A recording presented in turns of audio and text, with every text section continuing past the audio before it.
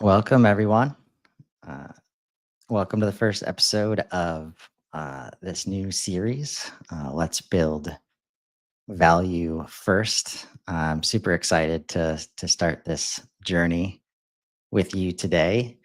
Uh, I'll be your pathfinder for this journey through the value first framework. As a pathfinder, my role isn't to create new paths for you to follow, even though I titled this New Path. I'm not creating new here, but I want to help illuminate the natural paths that already exist beneath layers of industrial age thinking. That's why I'm here. Spent years leading marketing and transformation initiatives across various organizations, and I keep running into the same pattern.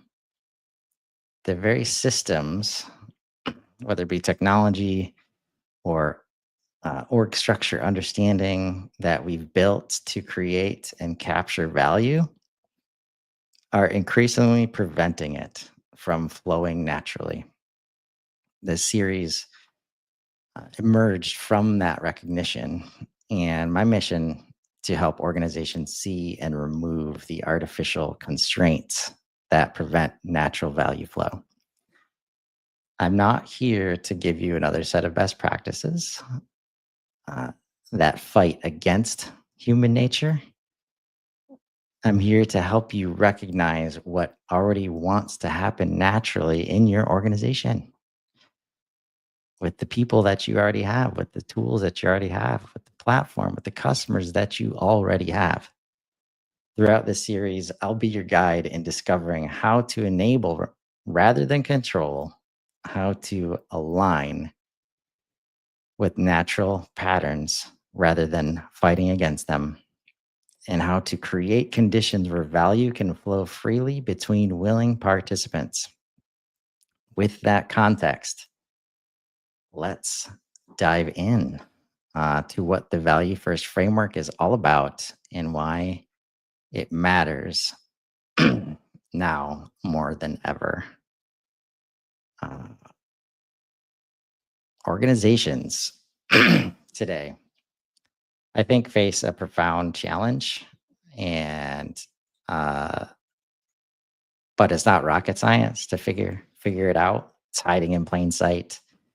Uh, the systems we've built to get attention, to be seen, be heard by customers, and then our buyers and prospects, and then bring them in to be a customer and ask them to pay us. All these systems, all this complexity that we've added over years and years of B2B and SaaS, they're just increasingly getting in the way. And I'm not just talking about inefficiency or outdated processes. I'm talking about a fundamental misalignment between how value naturally wants to move and how our industrial age thinking tries to control it.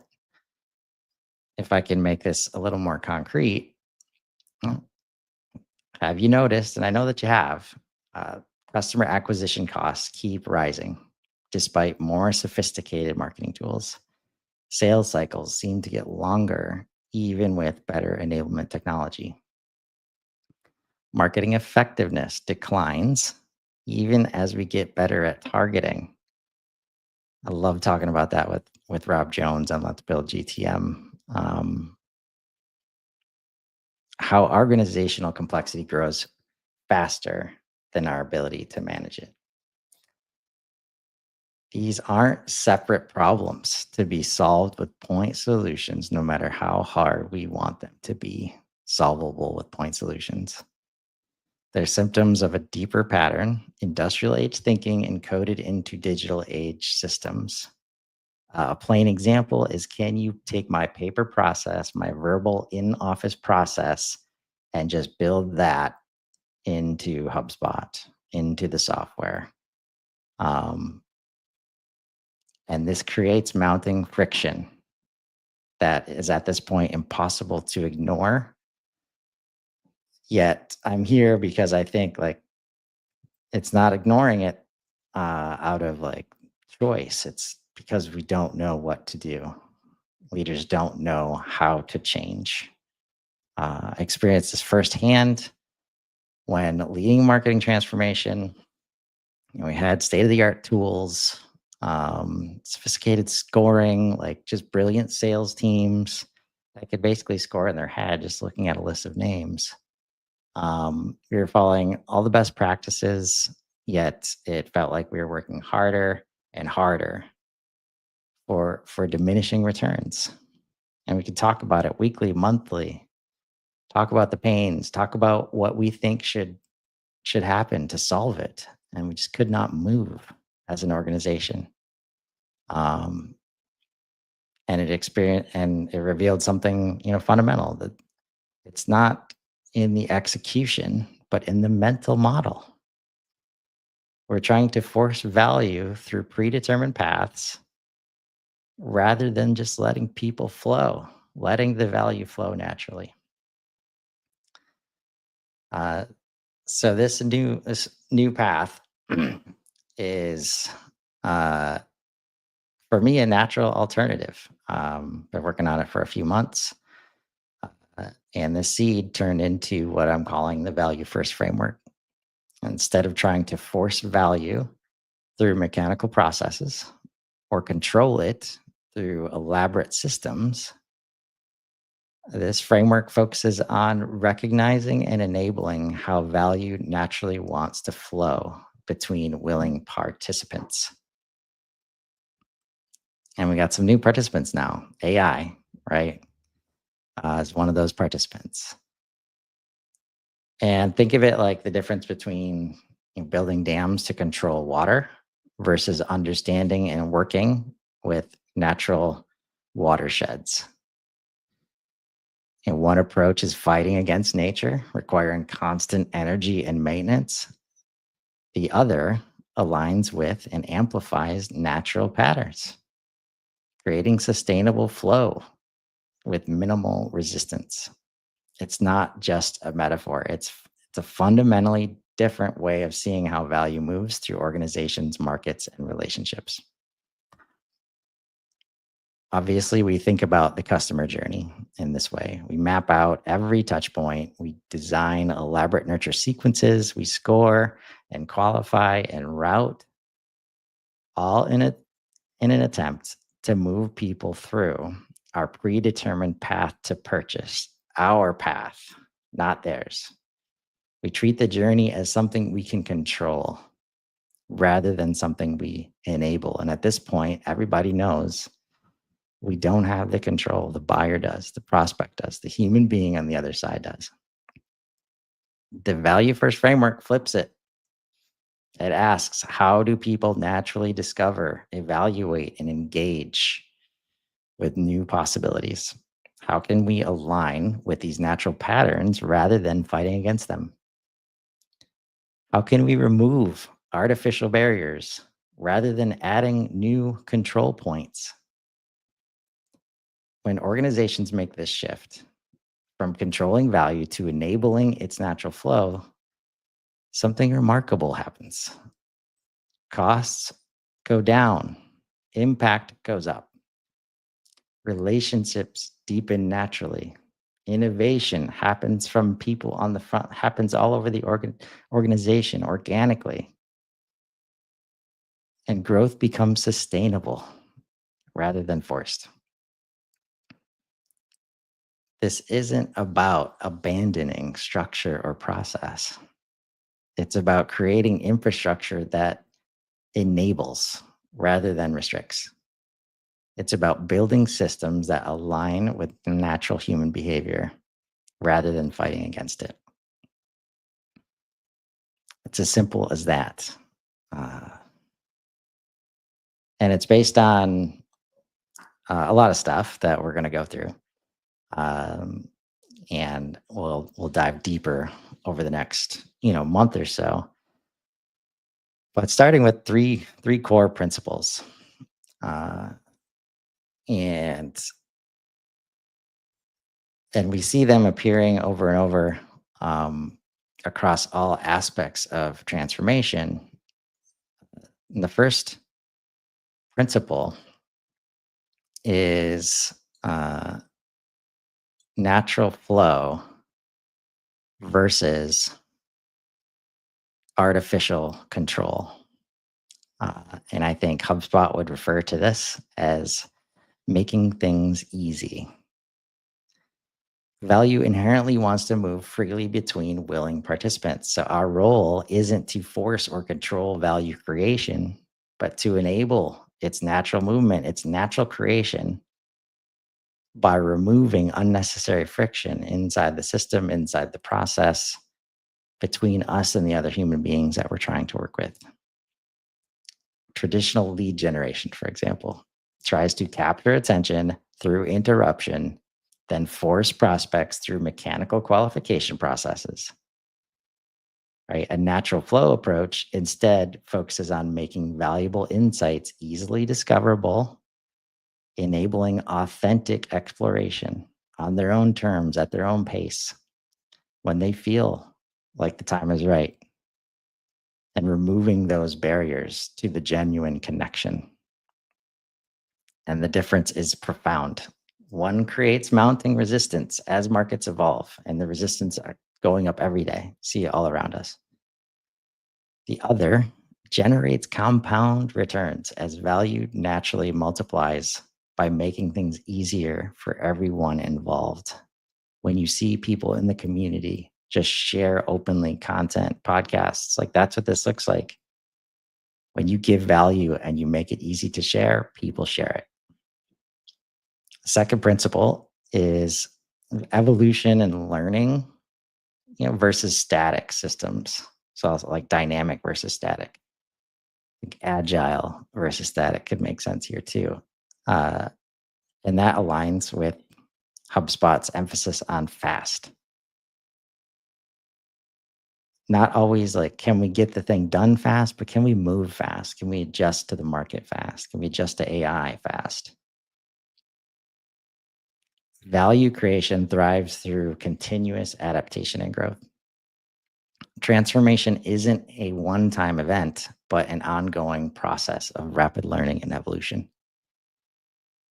We see this clearly in how organizations typically approach digital transformation. Traditional approaches focus on implementing predetermined solutions according to rigid plans. Any IT project you've ever heard of, right? A value first approach instead creates conditions for continuous adaptation and natural evolution, focusing on building learning capabilities rather than executing fixed roadmaps or checklists or quick win agendas. We focus on learning capabilities. Again, the difference is stark. One becomes outdated before implementation is complete. The other continuously evolves as contexts change, allowing organizations to move faster and adapt more quickly. The third core principle is wholeness integration, versus fragmentation. Perfectly aligned with my favorite part of HubSpot's messaging theme since inbound last year: unified. Value multiplies through connection rather than division. This means seeing and supporting people as whole beings, not calling them a lead over here and then a customer over here. Creating seamless experiences rather than siloed interactions. Look at how organizations typically structure customer teams. Traditional approaches divide marketing, sales, and service into separate departments with different metrics and incentives. And then we wonder why there's no alignment. A value first approach focuses on enabling natural collaboration around customer needs, not around those team needs, not around those metrics and KPIs, but around the customer, removing artificial barriers between functions and aligning everyone around shared outcomes. The impact is transformative. One creates friction at every handoff point. The other enables value to flow seamlessly throughout the relationship through unified systems and approaches. These principles aren't just theoretical concepts, they're practical lenses for identifying where current approaches create friction and how alternative approaches can enable natural value flow. And they align remarkably well with what the most successful customer platform has already recognized, that success comes through making things easy, fast, and unified, not through adding complexity, slowing things down with process, and fragmenting experiences.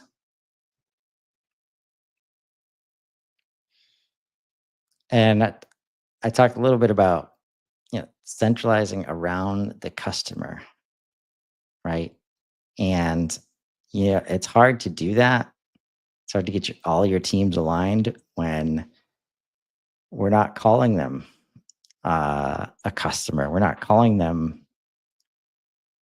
We're not like classifying them in a way that says they're the customer at this point. They're a human being trying to move through their life, and we're going to support them in that journey. Instead, we call them leads, MQLs, SQLs. That's an object. That's a thing. That's a number, right? So at the heart of this framework, the value first framework, lies a fundamental. Again, it's all fundamental. So you're not going to see a lot of numbers and statistics, and I know what you guys do with that anyways. You find ways to say, "Oh, that's a different story. It's not my story. It's not going to work like that for me. Oh, they're in a better situation. Of course, it worked out for them." Right? This is all new. This is new in terms of hasn't been really done before in this way, right? Um, because it's a reimagining again of how value moves between people and organizations. And I call it the value path. It reveals that beneath all our elaborate funnels, journeys, and pipelines, there's a natural pattern to how value actually wants to flow. And as we roll into this, you're going to see like good luck suggesting that your business model, your customer base, wherever you are, whatever vertical you're in, whatever your product is, this is the journey that people go through. So, unlike traditional models that view growth as something we make happen through deliberate control, AKA the funnel, the value path recognizes how value naturally wants to move when you remove the artificial barriers. It's not about mapping how we want people to move to progress through our funnels. It's about aligning with how they naturally discover, evaluate, and engage with new possibilities.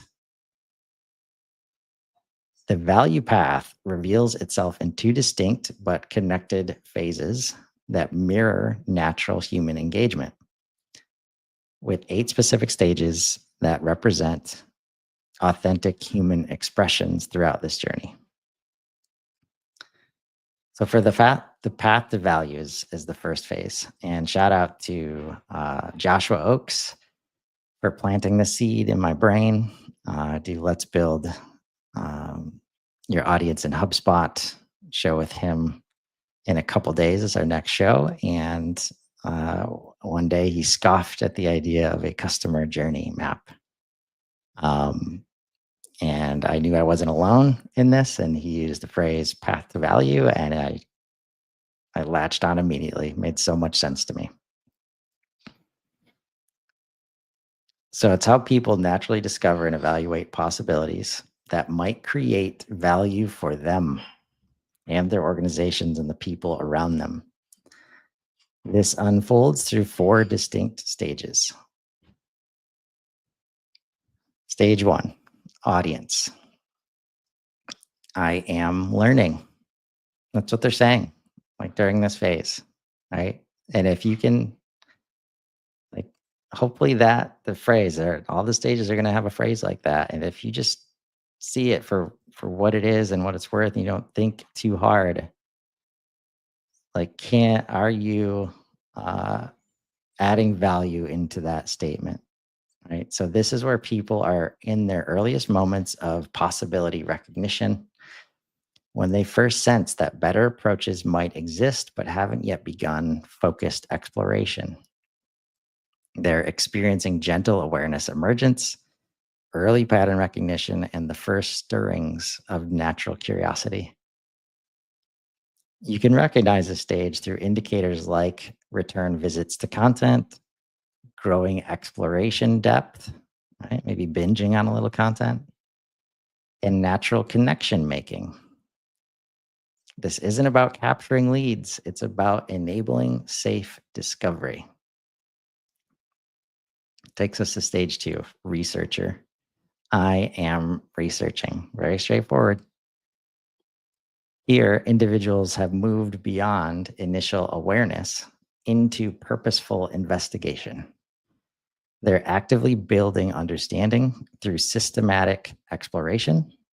You see focused curiosity emergence, systematic learning patterns, and framework building beginnings.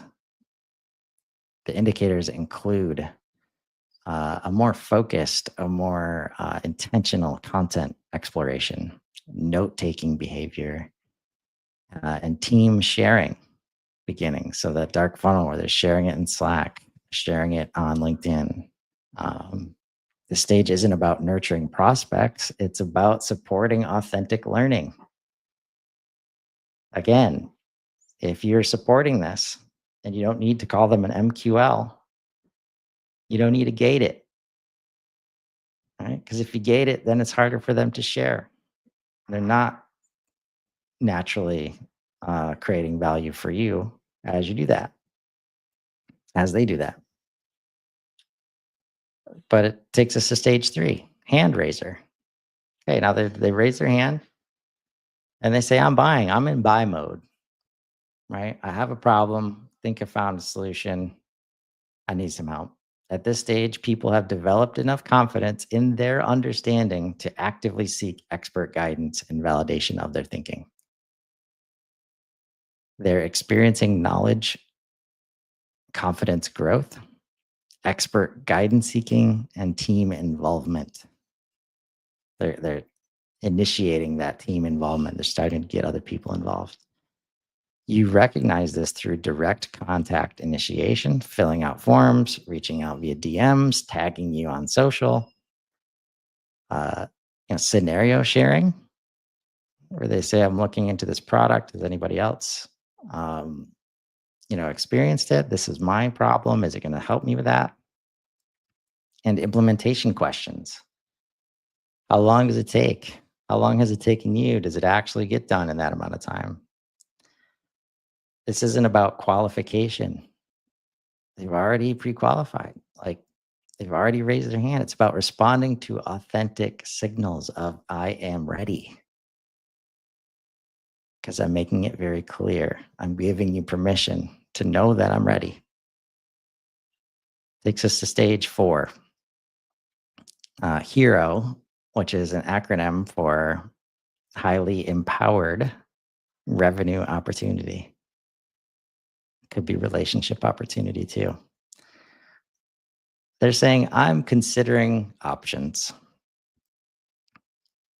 Those who have moved beyond initial interest into serious evaluation are actively building conviction through careful assessment and validation. They're engaged in deep value exploration, technical validation seeking, and implementation, visualization. What is this going to look like for us, for me, my team, my bosses, my organization? The indicators include growing scenario detail, right? Getting the rest of the team involved. How does it impact everybody? We can use it for this. Can we use it for this too? Like how many use cases? How much value can it create for our organization? Expanding team involvement and a decision framework, right? How are we going to make this decision here? Which one do we need? Which level? It's not about closing deals. It's about helping them buy. enabling authentic conviction so that when they decide to move forward, they will move forward and you're going to help them. So that's the path to value. Uh, the second phase is the path of value, how value naturally wants to grow and multiplies once people begin actively engaging with the possibility that you've been selling. This unfolds through four additional stages. And I'm going to tell you, I'm in love with this first one. Um, Value creator. I must create value for the org, is what this stage is saying. Or people at this stage. Organizations are actively translating their decision into coordinated value creation across all levels, individual contributors, managers, leadership. They're experiencing active value creation, team coordination, and implementation. You recognize this through clear implementation progress, team alignment strength, and value realization, the beginnings of value realization. It's not about onboarding, it's about enabling authentic value creation. And the backstory here is this is the stage called customer, right? In our CRMs. You just close the deal, automatically change the customer. Two things that never the first thing that never resonated with me is we're supposed to define this customer journey and we have people in charge of customer experience. Yet that goes across the whole from start to finish. Yet we don't call them a customer in our CRM until they give us money. So naturally, anybody focused on customer success, customer service, customer experience starts there. They start their focus there, and then the rest gets called a sales process or a lead nurturing process. So naturally, there is a disconnect. So instead, they're always a customer. Like it's the customer journey. It's customer experience. If you're going to design it, anybody, anytime there's an exchange of value, even the first email that they give you is valuable, right? If there's an exchange of value at that moment, that's when they're a customer, right? I couldn't figure out how to make the case like beyond like let's just not wait until they give us money to call them a customer and take care of them. But then I started noticing, especially with HubSpot onboardings and implementations, like why they go wrong. Right? One of the reasons is that the people that need to implement are not always the people that were a part of the buying process. So you don't have trust built with those people. You're just meeting them. There is no relationship. And it's easy to go in to this moment saying, taking them for granted. Like, oh, you bought this thing. We don't have to build trust. There it is. Like, we got to fill out these quick wins, and then you're good. Like, just doing my job as the implementer, as a service provider. That's no. So it's surprising. We see bad onboarding. We see bad experiences. People don't get to the value creation, right? And not only at the individual level, we expect this one person to do all the things and we don't get the management teams involved. We don't get leadership involved to help them do that thing. This is where change management and all these things come in where it's not there's multiple value creators involved that they all have to create value and they have different reasons for it. Right. So if you can say like it doesn't matter if they were a part of the process, whoever is showing up in the stage, they've got to create value. I must create value for the organization. After we've created value, stage 6, adopter. adoption. One of my favorite shows, Let's Build HubSpot Adoption with Tony Dowling. Everybody talking about that over the past years. HubSpot adoption. How do we solve this barrier? Well, in most cases, it has nothing to do with HubSpot, right? It's helping the organization, like I just talked about, create value, process management, change management. But at this point in stage 6, I realize your value is what they're saying. Teams are experiencing tangible value realization and naturally seeking ways to expand and multiply their success. They're showing direct value recognition, benefit multiplication seeking, and capability growth. The indicators include clear value realization, natural optimization, and team capability growth. This isn't about retention. It's about enabling value expansion.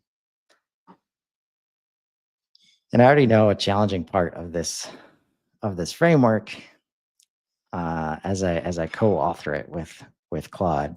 The phrase natural optimization. What the hell does that mean? Right? This is what it means.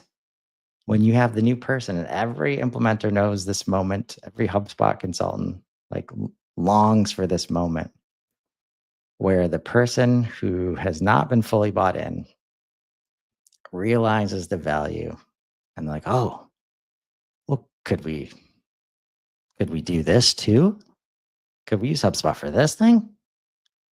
That's natural optimization. Because we're like, of course, like, but we couldn't have asked you that first. We had to let you be bought in first and ask for it. Right? That's what natural optimization looks like. Okay. Stage 7, advocate. I tell others about you. And this is meant to be internally focused, right? We jump to champion, which is the last stage. But we're going to jump to that and say like, oh, come do a testimonial with me. Can you do a testimonial? We'll put it out there, right?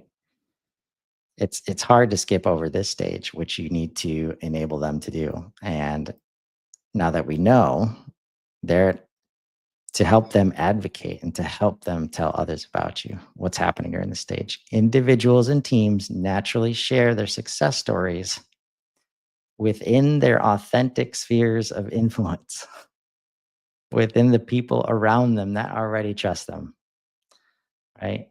Or the people that just have to work with them every day. Like, and you can see this when people get excited about HubSpot, right? And if you give them the tools and the knowledge to share what's actually happening, now you get true adoption and true expansion throughout the organization. But they're experiencing like the drive to share success, this natural evangelism. And again, come back to value multiplication. Like every time they get somebody else on board, it's one less manual thing we have to do, right? We get one more user using HubSpot effectively. You recognize this through organic success sharing, natural referral flow, and community engagement. We're not about incentivizing referrals here. It's about supporting authentic sharing. Like again, industrial age mindset at work. We think we got to pay everybody, incentivize everybody to do everything. When you've brought value, when you've created value, people will go to bat for you. They will share it authentically. And when they do, it is way more powerful than if you gave them a gift card to do it. Stage 8, champion. I am a raving fan. Everybody knows this one. Yeah, I think it's the only stage in the customer lifecycle stages of HubSpot that I did not change. Organizations have moved beyond individual success to actively building and leading communities of practice. They're engaged in community building drive, practice advancement, and knowledge multiplication. The indicators include community growth, practice evolution, and field transformation, transforming their industry. This isn't about customer marketing. It's about enabling leadership emergence, building leaders within your customer base. Now, what makes this model so powerful is how it transforms our approach to growth. Instead of trying to optimize conversion percentages at each stage of a mechanical funnel, we focus on enabling the flow of natural value by removing all these bullshit barriers. We create supportive conditions for them to move forward because we don't need all this stage and gate process in the beginning just so we can measure stuff. Marketing evolves from interruption to enablement, focusing on making value naturally discoverable. Sales transforms from conversion to collaboration, with representatives becoming guides who help people explore possibility, who help people buy, who help people solve their problems. Success expands from delivery to multiplication, moving beyond ensuring adoption, but not skipping it, to enabling natural value expansion. The remarkable thing about the value path is that once you see it, you can't unsee it. You start recognizing it everywhere, not just in customer relationships, but in how knowledge spreads through organizations, how partnerships develop, and how communities grow. It's a natural pattern. Whenever you see value flowing freely, you know, with the humans around you, again, we come back to willing participants. So, over the next 10 episodes, we're going to be we're going to explore how these principles apply across different aspects of organization and transformation. Each episode will focus on a specific trap created by industrial age thinking and the corresponding manifesto for value first transformation. Number one, the AI replacement trap and the value first AI manifesto. We'll start by examining the relationship between humans and AI, not as competitors, but as collaborators. In the AI replacement trap, we'll see how industrial thinking leads organizations to view AI primarily as a substitute for human work rather than an enhancer of human capability. Then we'll explore the value first AI manifesto, showing how AI and humans can multiply each other's impact when properly aligned. This first pairing sets the stage for everything that follows. This is why we need to change, folks. AI is here and doesn't have to replace everything. Challenges the fundamental assumption that technology exists to replace human involvement rather than amplify human potential. Number two, the leads trap in the value first humans manifesto. Honestly, like this would have been first, but I know getting people to change the word leads and remove it from how they do business right now is an uphill battle. So we started with the easy one. Everybody's worried about AI replacement now, so we're starting there. But number two, from there we'll move to the foundation of authentic business relationships, and talk about the leads trap and revealing how the very language and systems we use to manage potential relationships actually prevent natural connection. Just think about it. When somebody knows that they've been labeled as a lead, like it's different from being labeled as a human. It's, why? It makes zero sense. What does make sense, the Value First Humans Manifesto is going to offer an alternative vision where organizations enable authentic human connection rather than processing people through mechanical stages. This transformation isn't just semantic, it fundamentally reshapes how organizations think about, enable, and honor the humans they serve and employ. Number three, the advertising trap and value first communication manifesto. In our third episode, we'll confront the advertising trap and how industrial age thinking about scarce attention creates mounting friction in an era of information abundance. We'll examine how the assumption that value must be pushed through interruption leads to ever increasing costs and ever diminishing returns. Not to mention, AI is not going to have any need for your advertising when they start buying stuff on people's behalf. The Value First Communication Manifesto then reveals a fundamentally different approach where organizations enable understanding and connection rather than fighting for attention. This shift transforms communication from a battle for mind share into a catalyst for natural discovery and authentic engagement. Number four, notice here we've gone from like, okay, got to deal with AI. Uh, it's changing the way we got to think about leads, right? What do we need to do to get leads? We need to advertise. We need to interrupt, right? How do we do that? How do we get the leads? Get people's emails. We got them with lead magnets.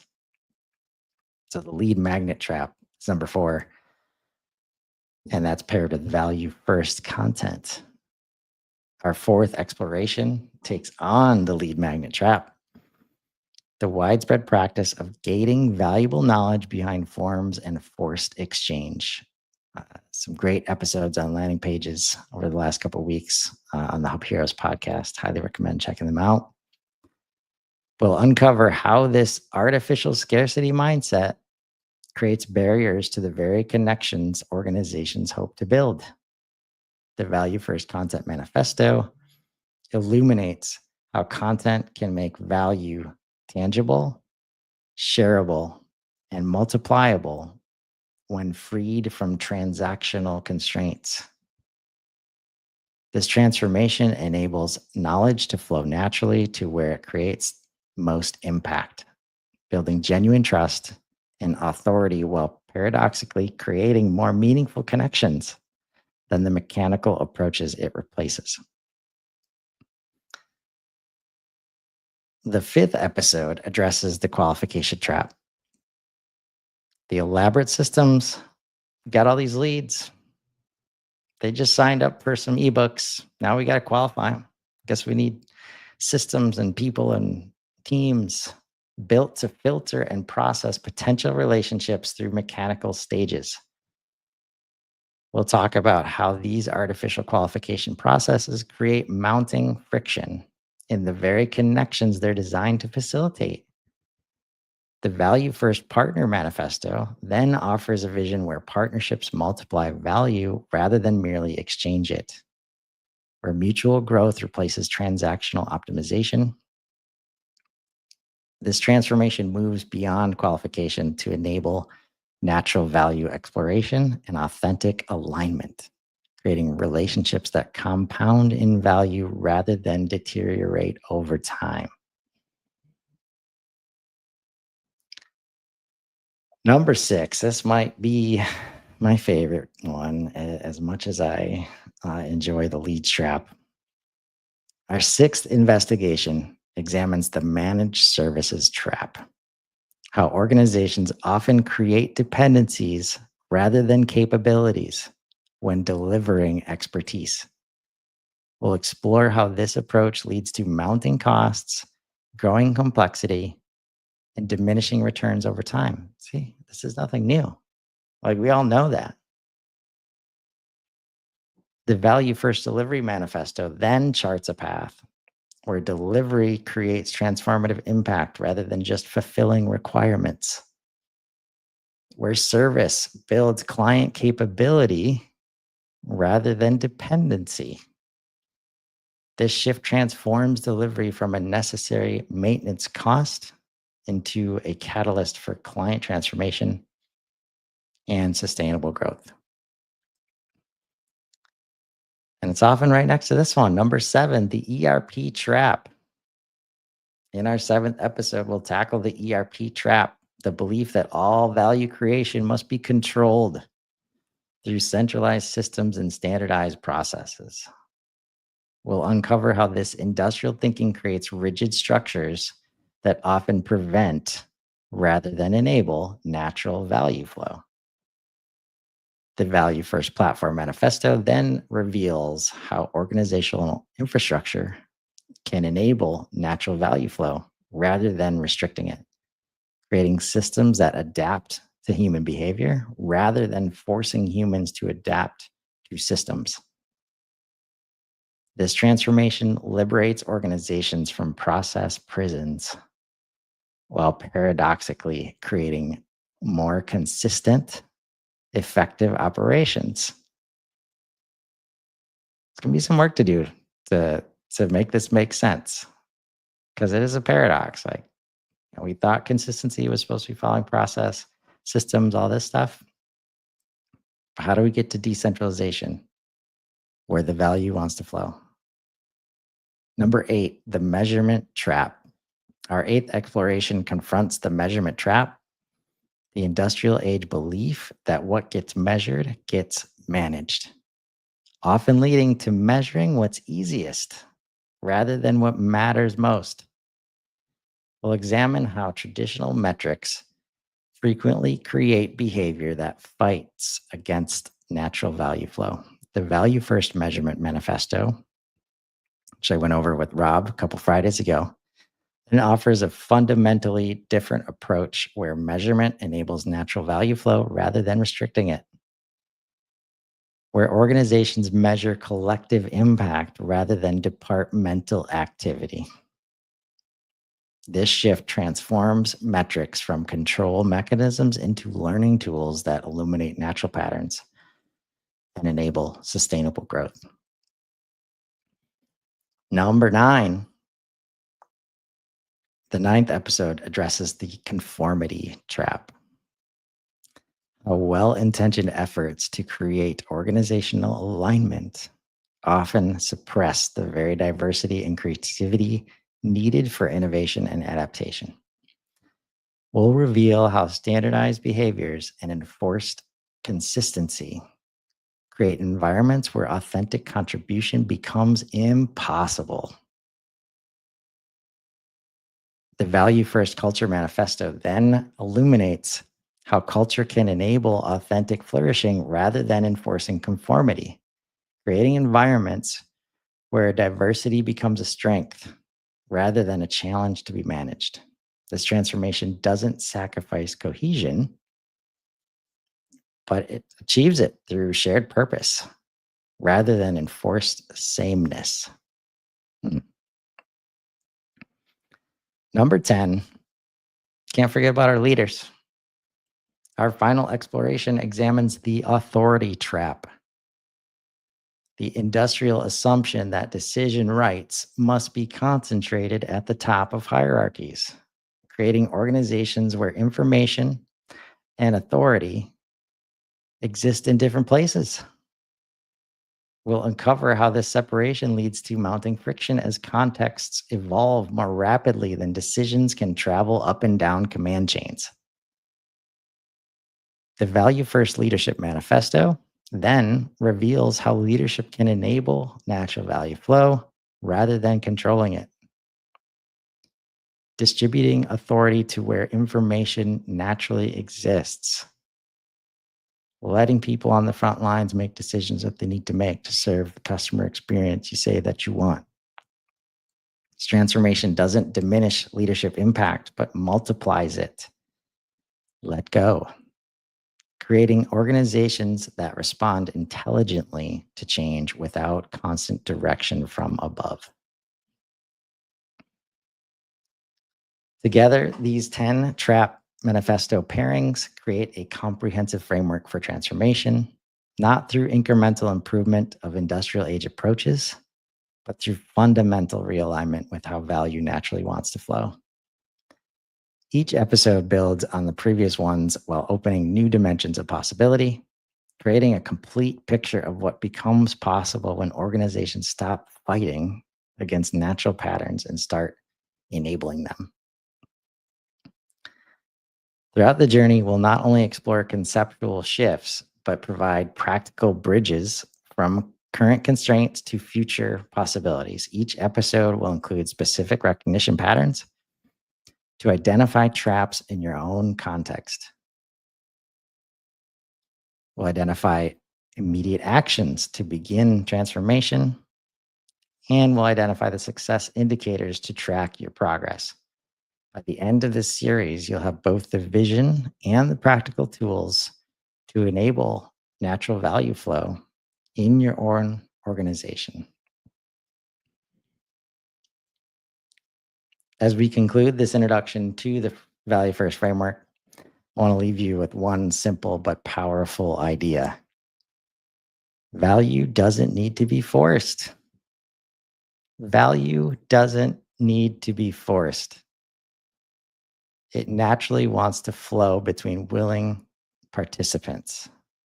Our job isn't to create elaborate systems to control this flow, but to recognize it and remove the artificial bullshit barriers that prevent it. This perspective transforms how we approach everything from marketing and sales to product development and leadership. It reveals new possibilities in familiar challenges and opens paths to sustainable transformation. So here's my invitation to join me on this journey of discovery and enablement. Together, we'll explore how to recognize and remove the artificial constraints that prevent natural value flow in organizations. So thank you so much for being a part of this first episode. Join us tomorrow morning when we dive into the AI replacement trap and the Value First AI manifesto. Until then, I'd love to hear your thoughts and questions in the comments. And remember, the path to transformation doesn't require blazing new trails through uncharted territory. It demands the courage to see what's already there, the natural path that exists beneath layers of industrial thinking. I'll see you next time.